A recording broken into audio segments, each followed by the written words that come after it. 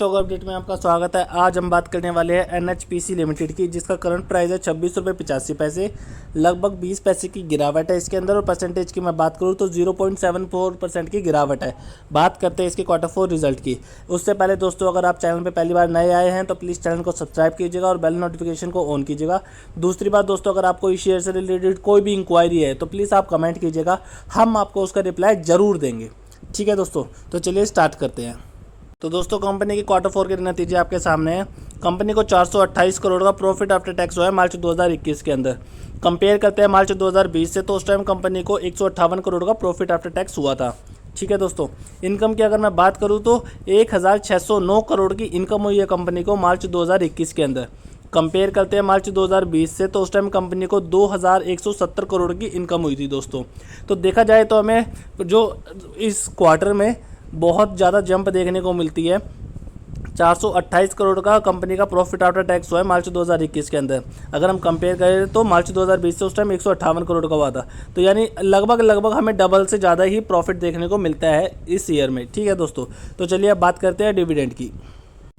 तो दोस्तों, जैसे कि आप देख सकते हैं, कंपनी ने 3.5% का डिविडेंड अनाउंस किया है। 10 रुपये की फेस वैल्यू वाले शेयर पे दोस्तों कंपनी ने 35 पैसे का डिविडेंड अनाउंस किया है। आप देख सकते हैं दोस्तों, 10 रुपये की फेस वैल्यू वाले शेयर पे कंपनी ने 35 पैसे का डिविडेंड अनाउंस किया है।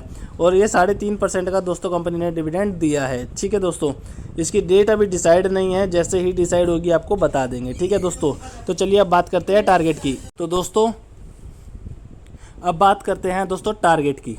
ठीक है दोस्तों, तो देखिए टारगेट की अगर मैं बात सीधी बात करूं तो दोस्तों, मैं इसके अंदर आपको बाई की रिकमेंडेशन दूंगा। ठीक है, मेरे हिसाब से आपको इसके अंदर बाई करना चाहिए।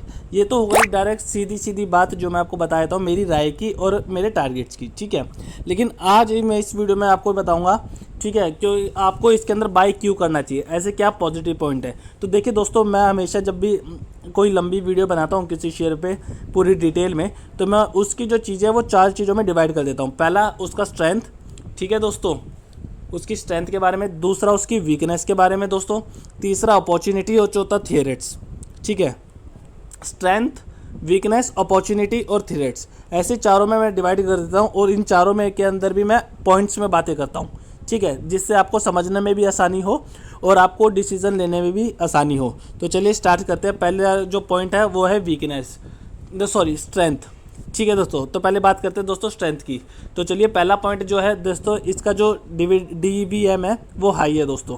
ठीक है, तो पहला पॉइंट मेरी तरफ से ये है कि इसका जो DVM है वो हाई है और स्ट्रॉन्ग परफॉर्मर है। ठीक है दोस्तों, दूसरे पॉइंट की अगर मैं बात करूं तो दोस्तों इसकी जो EPS ग्रोथ है, अर्निंग पर शेयर जो ग्रोथ है वो काफ़ी अच्छी है दोस्तों, बहुत अच्छी अर्निंग पर शेयर ग्रोथ है इसकी।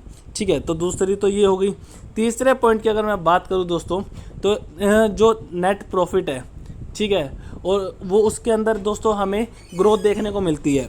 ठीक है दोस्तों, तो यानी हमें इसके अंदर जो नेट प्रॉफिट है उसके अंदर हमें प्रॉफिट और साथ ही साथ दोस्तों प्रॉफिट जो मार्जिन है, नेट प्रॉफिट और जो प्रॉफिट मार्जिन है उसके अंदर हमें ईयर ऑन ईयर ग्रोथ देखने को मिलती है दोस्तों। अब यहाँ पे बात करता हूँ मैं आपको, पहले बता देता हूँ, ठीक है, कि कुछ पॉइंटों में हमें ना गिरावट भी देखने को मिलता है। जैसे अभी मैं बात करूँगा तो आप इन चीज़ों का बड़ा ध्यान रखिएगा कि मैं किस में ईयर ऑन ईयर की बात कर रहा हूँ और किस में क्वार्टर ऑन क्वार्टर की बात कर रहा हूँ। ठीक है दोस्तों, क्योंकि आपको फिर डिस्टर्बेंस ना हो, आपको सेम ना लगे। ठीक है, कन्फ्यूज़न ना हो। ठीक है दोस्तों, चौथे पॉइंट की अगर मैं बात करूँ दोस्तों, ठीक है, तो इनका जो नेट प्रॉफिट है दोस्तों, ठीक है, वो लास्ट 2 ईयर से इम्प्रूव हो रहा है दोस्तों। ठीक है, लास्ट 2 ईयर से इम्प्रूव हो रहा है इनका नेट प्रॉफिट।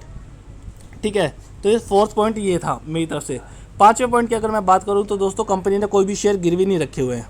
ठीक है कंपनी ने कोई भी शेयर दोस्तों गिरवी नहीं रखे हुए हैं। छठे पॉइंट की अगर मैं बात करूं दोस्तों, तो जो इनकी बुक वैल्यू है पर शेयर, वो भी दोस्तों लास्ट 2 ईयर से इम्प्रूव हो रही है। ठीक है, बुक वैल्यू जो इनकी जो पर शेयर है दोस्तों, वो भी इम्प्रूव हो रही है लास्ट 2 ईयर से। ठीक है दोस्तों, सेवन्थ पॉइंट की अगर मैं बात करूं तो दोस्तों, FII और FPI दोनों ने अपनी जो शेयर होल्डिंग है दोस्तों वो इंक्रीज़ करी है। ठीक है दोस्तों, दोनों ने अपनी जो शेयर होल्डिंग है वो इंक्रीज़ करी है। ठीक है, आठवें पॉइंट की अगर मैं बात करूं दोस्तों, तो ये अपने 52 वीक हाई के पास पहुंचने वाला है। ये नियर बाय अपने 52 वीक हाई पे है दोस्तों। ठीक है, नियर बाय है दोस्तों 52 वीक हाई, मेरे शब्दों को ध्यान से सुनिएगा। ठीक है, ये है 8वां पॉइंट। 9वें पॉइंट की अगर मैं बात करूं दोस्तों, तो म्यूचुअल फंड्स ने भी लास्ट क्वार्टर के अंदर अपनी जो शेयर होल्डिंग है उसे इंक्रीज़ किया है दोस्तों। म्यूचुअल फंड ने भी लास्ट क्वार्टर में, ठीक है दोस्तों। ये देखिए, मैं आपको इस पॉइंट्स के बारे में बता देता हूँ, मैं पॉइंट से आपको सारी चीज़ें बता देता हूँ, लेकिन अगर आपको फिर भी अगर आपको श्योर होना है कि आपको इसके अंदर इन्वेस्ट करना चाहिए कि या नहीं करना चाहिए, तो आपको इन साइट्स पे जाके चेक करना पड़ेगा। जैसे अभी मैं बता रहा हूँ आपको, म्यूचुअल फंड्स ने लास्ट क्वार्टर के अंदर अपनी जो शेयर होल्डिंग है उसे इंक्रीज़ किया है। तो यानी आप एक बार इसके शेयर होल्डिंग पे जाइए और लास्ट क्वार्टर से कंपेयर कीजिए कि म्यूचुअल फंड्स ने अपनी जो शेयर होल्डिंग है वो कितनी इंक्रीज़ करी है, ठीक है दोस्तों। तो ये सारी चीज़ें आपको खुद करनी पड़ेगी, ठीक है दोस्तों। तो ये 9 पॉइंट्स है जिसके बिहाफ पे मैं आपको कह रहा हूँ कि आपको इसके अंदर इन्वेस्ट करना चाहिए, ठीक है दोस्तों। और ये खाली यही 9 पॉइंट्स नहीं है, अभी तो जो 3 चीज़ें रहती है, वीकनेस की रहती है दोस्तों, स्ट्रेंथ रहती है, ठीक है, और अपॉर्चुनिटी रहती है, थ्रेट्स रहते हैं। इन चारों की सारे पॉइंट्स सुनने के बाद मैं ऑल ओवर इसी नतीजे पे पहुंचा हूं कि आपको इसके अंदर इन्वेस्ट करना चाहिए। तो चलिए अब बात करते हैं इसके वीकनेस की, ठीक है दोस्तों। ये दोस्तों बात करते हैं वीकनेस की, इसकी वीकनेस क्या है, ठीक है। तो पहले पॉइंट की अगर मैं बात करूँ दोस्तों, तो सबसे पहला पॉइंट तो यही है दोस्तों कि कंपनी कैश जनरेट नहीं कर पा रही है। लास्ट 2 ईयर से दोस्तों कंपनी कैश फ्लो जनरेट नहीं कर पा रही है सही तरीके से, ठीक है दोस्तों। पहली वीकनेस तो ये है। दूसरी वीकनेस की अगर मैं बात करूँ तो दोस्तों क्वार्टर ऑन क्वार्टर जो कंपनी का नेट प्रॉफिट है वो हमें थोड़ा गिरता हुआ दिखाई देता है, ठीक है दोस्तों। नेट प्रॉफिट में हमें गिरावट देखने को मिलती है क्वार्टर ऑन क्वार्टर, ठीक है दोस्तों। तीसरे पॉइंट की अगर मैं बात करूँ तो दोस्तों हमें क्वार्टर ऑन क्वार्टर हमें रेवेन्यू भी गिरावट देखने को मिलती है। हमें रेवेन्यू के अंदर भी दोस्तों गिरावट देखने को मिलती है क्वार्टर ऑन क्वार्टर, ठीक है। तीसरे पॉइंट की अगर मैं बात करूँ, चौथे पॉइंट्स की अगर मैं बात करूँ तो दोस्तों हमें प्रॉफिट के अंदर भी थोड़ी गिरावट देखने को मिलती है लास्ट 2 क्वार्टर से। आप लास्ट 2 क्वार्टर्स कंपनी के कंपेयर करेंगे तो आप देखेंगे दोस्तों कि प्रॉफिट में भी हमें थोड़ी सी गिरावट देखने को मिलती है। तो यही 4 पॉइंट्स है दोस्तों वीकनेस जो मुझे लगती है इस शेयर के अंदर, ठीक है। अब बात करते हैं दोस्तों अपॉर्चुनिटी की, ठीक है दोस्तों। तो अब बात करते हैं अपॉर्चुनिटीज़ की कि इसके अंदर क्या क्या अपॉर्चुनिटीज़ है, ठीक है दोस्तों।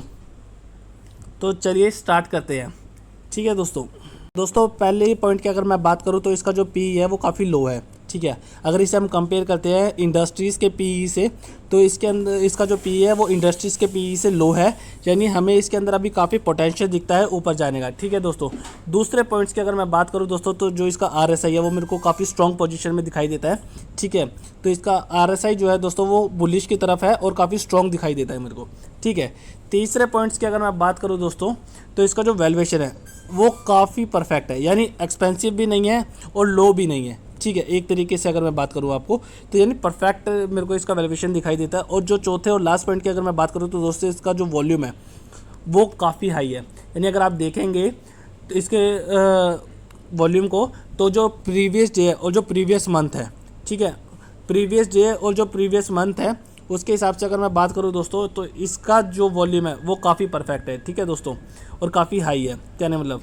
तो वॉल्यूम इसका काफ़ी अच्छा है दोस्तों अगर हम लास्ट 1 मंथ से देखते हैं तो, ठीक है। तो ये तो बात हो गई दोस्तों इसकी अपॉर्चुनिटी की। अब बात कर लेते हैं दोस्तों इसके थ्रेट्स की, ठीक है दोस्तों। तो इसके थ्रेट्स की अगर मैं बात करूँ तो दोस्तों इसके थ्रेट्स में मेरे पास सिर्फ 2 ही ऑप्शन है जो मेरे को कमी लगती है। पहली बात दोस्तों कि इसका जो हाई मार्केट कैप है उसके अंदर जो पब्लिक शेयर होल्डिंग है वो लो है दोस्तों, यानी हाई मार्केट कैप के अंदर लो पब्लिक शेयर होल्डिंग है दोस्तों, ठीक है, जो मेरे को एक अच्छी बात नहीं लगती है। और दोस्तों दूसरा पॉइंट बस यही है कि हमें क्वार्टर ऑन क्वार्टर इसके रेवेन्यू, प्रॉफिट और प्रॉफिट मार्जिन दोनों के अंदर थोड़ी गिरावट देखने को मिलती है, ठीक है दोस्तों। तो बस यही सारे पॉइंट्स हैं और इन्हीं सारे पॉइंट्स के अकॉर्डिंग मेरा मानना है कि अभी फ़िलहाल आपको इसके अंदर बाइंग कर दीजिए और इसके अंदर वो भी ऊपर जाने का और पोटेंशियल है। तो आज की वीडियो में बस इतना ही, बात करूंगा नेक्स्ट वीडियो में नेक्स्ट अपडेट के साथ। वीडियो अगर अच्छी लगी हो तो लाइक शेयर कमेंट जरूर कीजिएगा और चैनल को सब्सक्राइब करना ना भूलिएगा। Thank you.